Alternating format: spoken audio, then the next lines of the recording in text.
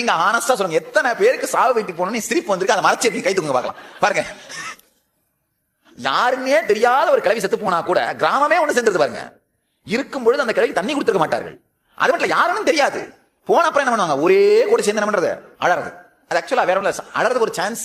அதுக்காக என்ன பண்றது, ஊரெல்லாம் சேர்ந்து உட்காந்து அப்படியே குனிஞ்சு குனிஞ்சு எந்திரிச்சு அதை பாட்டெல்லாம் பாடி, ஆத்தா விட்டுட்டு போயிட்டியே கூப்பிட்டு இருந்தா கூடிய போயிருப்பீங்களா, ஒரு 2 தடவை குனிஞ்சு குனிஞ்சு அப்புறம் என்ன பண்றது, மூக்க செஞ்சு தொடச்சிட்டு இல்ல. அதுக்கப்புறம் பாத்தீங்கன்னா நல்லா டீசென்ட் ரிலாக்ஸ்டா உட்காந்துருக்காங்க. நானே 2-3 மரணங்களை பார்த்தேன், டெத்தெல்லாம் பார்த்தேன்.